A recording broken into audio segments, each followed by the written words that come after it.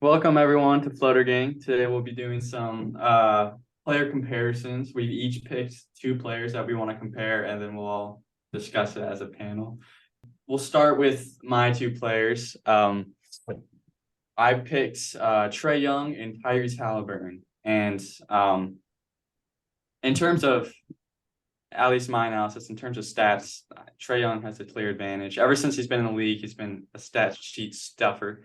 You know, I mean, he's led the league in points and assists in a single season. He's, uh, highly effective in the pick and roll. He's top marks and a ton of offensive stats. But that's not that is, what Trae Young provides. And we know that he's a system, basically. He guarantees you top 10 offense. But the issue with Trae Young is how does his defense affect your team's ceiling?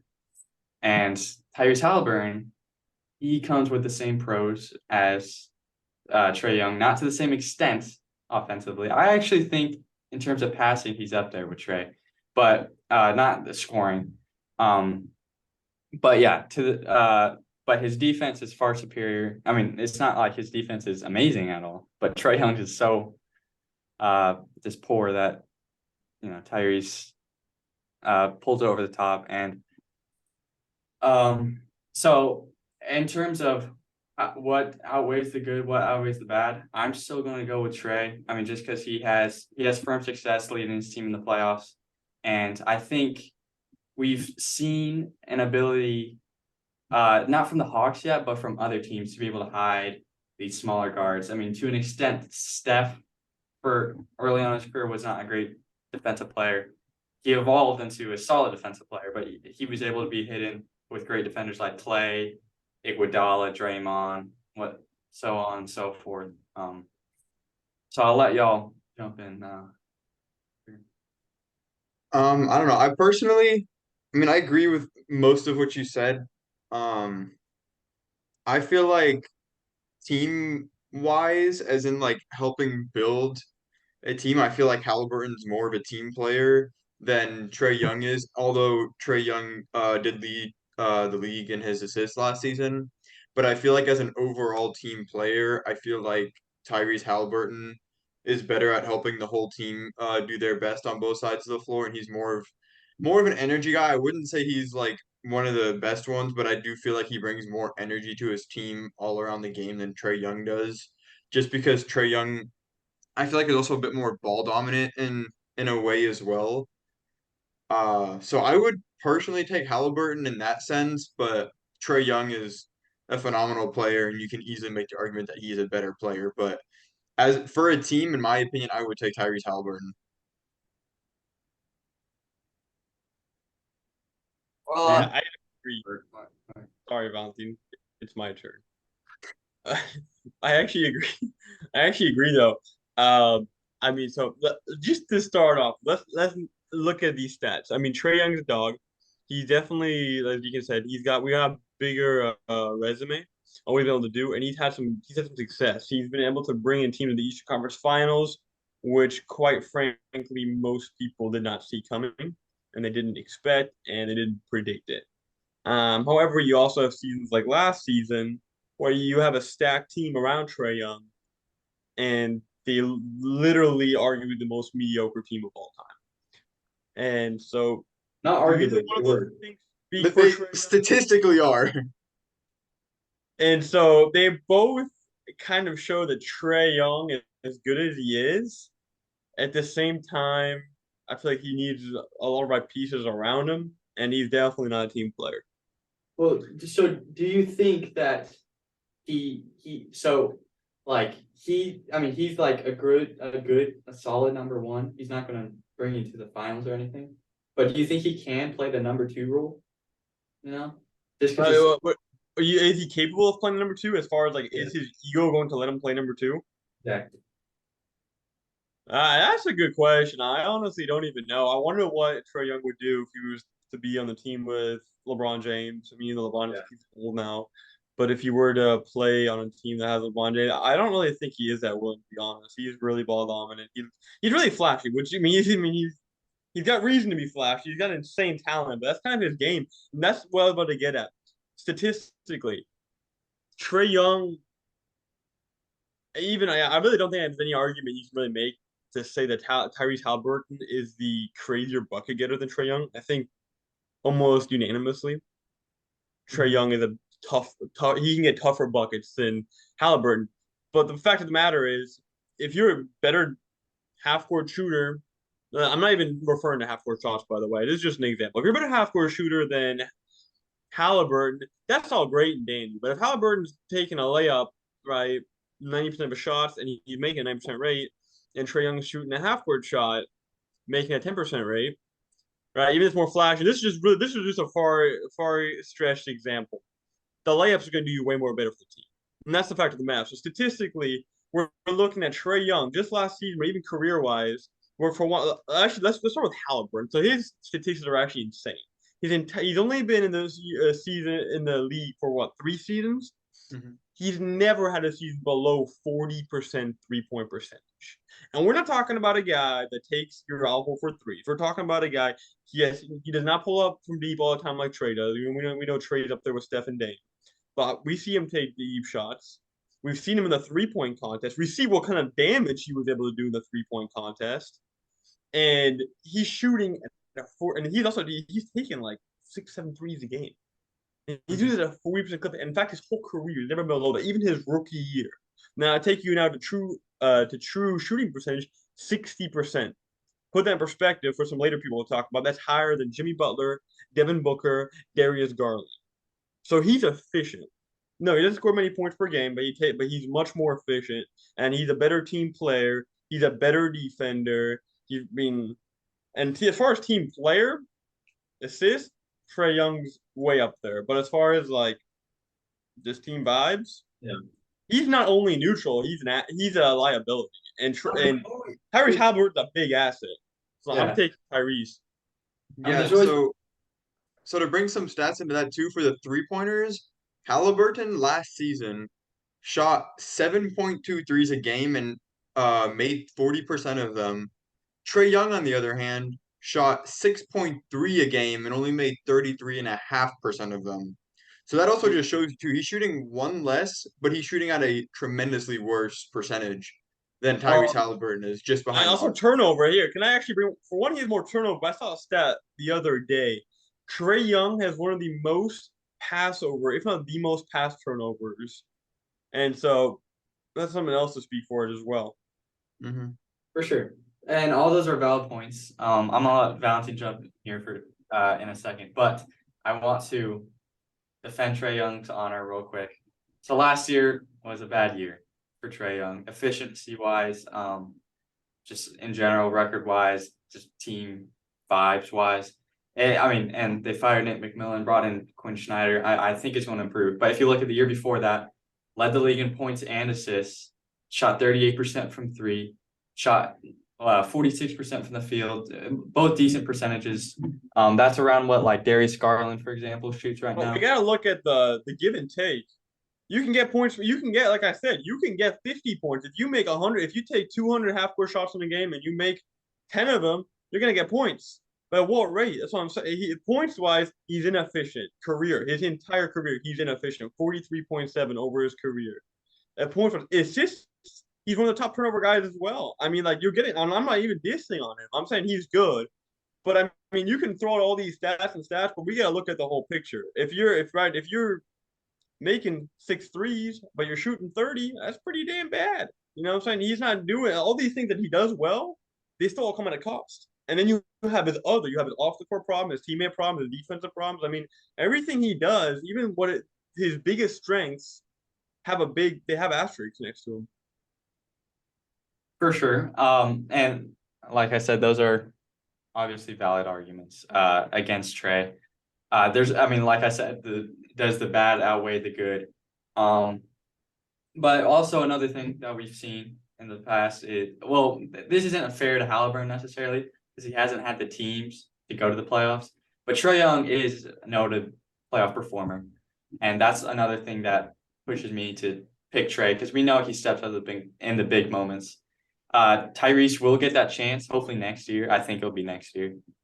Pacers are looking really good. But I just trust Trae in those moments, and that's what like we talk about stats, we talk about efficiency, but when I need a bucket, I know Trae will get me a bucket. And not that Tyrese can't. Not that Tyrese can't, but Trae has shown. I mean, he has 4 playoff game winners. 3. The percentages speak against you, man. Exactly. That's what I was gonna. So Tyrese Halliburton's statistically more likely to get you a bucket. Okay, yeah, statistically, yeah. But if you're picking someone to get you a game winner, who are you passing the ball to? Tyrese Halliburton or Trae Young? Tyrese Halliburton's proven he will do that too. And looking at this too, but if you look at this, Trae Young in the playoffs, you have to analyze the 3 times he's been in the playoffs with a total of 27 games, his 3-point percentage is 29.7%. That is not a good 3-point percentage at all. That is a bad 3-point percentage. Oh, and he does flashy plays, and this is where he gets y'all. He does flashy plays, and he has some game winners. And the guys, by the way, not to mention, he has, like I said, the Eastern Conference run. That was crazy. Every series, man, that man was crazy, especially in the last 2 minutes. To your point, I'm absolutely agreeing with you. But that's what I'm saying. That's where he gets you. So he does shit like that, or he does stuff like that, and everyone's like, "Dang!" Like, it's like a highlight. You see that on a highlight reel, but you're not getting this on a consistent basis. You're not getting this every time you need a game winner. You're not getting this through and through. Halliburton is statistically more likely to win you that game. And I disagree with you, and I think we're gonna disagree on all this. But I'm gonna ask you one question, and I think this is gonna tell me everything. This is gonna tell us everything. Tyrese Halliburton healthy on the team that Trae Young had last year. You switched spots for the 2 of them. What happens? And they're worse. You think they're worse? Yeah. I think that's crazy. I don't know how, because the defense, I mean, if you look at all the problems they had. Wait. Yeah. Okay, I understood your question, right? Yeah. They're worse. No. Like I said, so Trae Young's gravity, I think, is higher than Tyrese's because of the flashiness. He brings defenders out to the half court mark. Only guys like Dame and Steph do that. Yeah, his pick and roll is second to none. He like I said, when he's on the court, they have a top 10 offensive rating.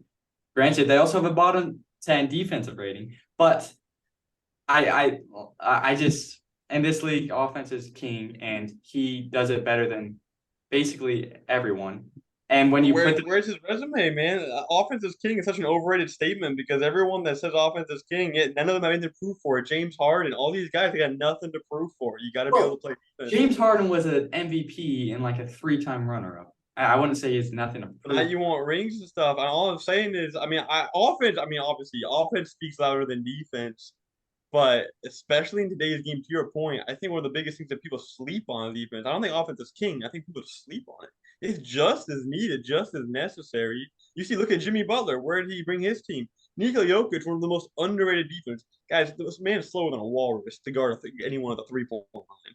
But my point is, he can block shots in the paint. I mean, he's really not a liability whatsoever. In fact, I would say he's one of the better defensive centers down low because he's so big and he can block shots. Like, you've got to be able to play defense. And Trae Young, not only is he below average, not only is or even average, I mean, he is an absolute liability. You are completely at a liability with Trae Young on the floor. And especially if you have a team that can't play. And one of his comparisons, Luka Doncic, the same problem. You have an insane offensive weapon, right? LeBron James said he plays like him. But the same problem, man. But Luka has the advantage of being 6'7", so he's not a total And even then. But I just think when you got a guy like Trae, and they got a solid defensive team around him, Quinn Snyder, I think, can bring the most out of him. We saw that in Utah to an extent. You know, they had a good defense with Donovan Mitchell on the roster. And Donovan Mitchell is not as bad as Trae, but he's also not the greatest defender. Obviously, they don't have Rudy Gobert, but I think when he is playing up to his capabilities, he didn't last year, but like the year before in the conference finals run, when he's playing up to his capabilities, he can lead the team purely on offense. And the stats almost the same last year as compared to this year. Well, but just worse efficiency wise. Hardly by 1%, if that, almost okay. But anyway, regardless of that, He shot Valentine 5% worse hasn't from three on this this year. topic yet, as far as I'm aware. Say that again? I don't think Valentine's gotten to speak on this topic yet. Yeah. Valentine, give your take. Well, so I've gotten to listen, y'all bicker, two guys that hate Trae Young, which I think is pretty obvious in this, and one Yeah. guy that loves Trae Young. And I like Trae Young in some senses. I like Tyrese Halliburton in some senses. I also I hate him. actually don't hate Trae. For the record, I don't hate Trae. That's Marvin. I like Trae. I like Tyrese more. To be fair, have that out there. I'm a big Tyrese fan. One of my favorite players. To be fair, but I don't hate Trae. You like to I like dislike on him, I feel like a lot. I'm a guy that likes both, but I also hate both in some ways. With y'all's bickering. Well, he's neutral, guys. He's not biased. Okay. At this moment in today's game, or today, Trae Young is better. Who has a higher ceiling is Tyrese Halliburton, I think, for surely. Because I don't think Trae Young will get much better than what he's at right now. I do think he'll get better than when he is right now. But I know that Tyrese Halliburton will get better from where he's at right now because he's just proven it through every season. Every season he's gotten way better. So, but I think today's game, I'm definitely going to take Trae Young. But long term, I'm taking Tyrese Halliburton on my team. Yeah, and I mean, I totally agree. Tyrese's ceiling is far exceeds Trae's because of his defense, his efficiency, all that. But yeah, at this moment, I'm taking Trae, and I mean, I think next season I would probably take Trae as well. But like Valentine said, he's not going to become a better defender. His turnovers aren't going to cut down most likely. He's very ball dominant. He's going to turn the ball over a ton. But if he can improve that efficiency, especially from three, I think he can be not the number one guy, but I think he can be the type of guy that you take to build your offense around, and it could be really successful. And Tyrese can definitely do that. It's just he has more ways to go than Trae, and who I think can do it right now. I just personally think Tyrese Halliburton would exceed at that role. If they were both given the same team, I think Tyrese Halliburton on that team with the same coaching staff would be on the better team. Even if you just switch Trae Young and Tyrese It Halliburton. depends what team. Trae Young has a certain capability to play with, and so does Tyrese Halliburton. Same team wise, it could really go either way. It might be better for Trae Young, might be better for Tyrese Halliburton. They have Disagree. They're such similar players. To Deacon's point, despite Trae being more flashy, if a team were to, for example, focus on stopping a 3-point shot or guarding him out early, or if they wanted to stop him going in the paint, he has a deep shot just like Trae does. Like he can pop it from anywhere, and he's actually more efficient at it. If a team wanted to make the point guard score, Tyrese Halliburton is going to be able to do it just like Trae does, and maybe he's going to take more shots. To be fair, I think Trae does take more shots, and maybe he'll be a little bit less efficient. But right now, he is a more efficient player. And what he's been proven, though, he's more of a, despite, and guys, I'm not even, Trae's really crafty, but I think Tyrese Halliburton is more of a floor general, if that makes sense. He's less ball dominant, more willing to just try to get the whole team involved. And just for that matter, I think he can succeed with so many more teams. And in fact, almost, I don't think you might be right. There might be some certain situation where Trae might be better, but I think almost every situation, Tyrese Halliburton will be the better player for the team. Just because of that, and because he can do everything Trae can do. He really can. It looks different, but you're not gonna let's make him do layups. He's gonna be able to. He's got a package that looks different than Trae. Not quite as flashy, but it can finish just as successfully, if that makes sense. And I mean, I think Deacon wants to say something. We should probably move on here a little bit. I'm just going to say one more thing. So like you said, in certain situations, like I think if it's a bad team, Trae can lead that team to be better. Like he raises the floor, but Tyrese raises the ceiling, if that makes sense. Because Trae's teams are always going to be a certain amount of competitive, just because he is a top 10 unit statistically throughout his career. He's a top 10 unit by himself on offense. And Tyrese, I'm not sure that I didn't look up those numbers. I don't know if the Pacers were top 10 this year, but another thing that benefits Tyrese and what you were saying, he's more of a floor general, is he played off ball to De'Aaron Fox for the first year and a half of his career.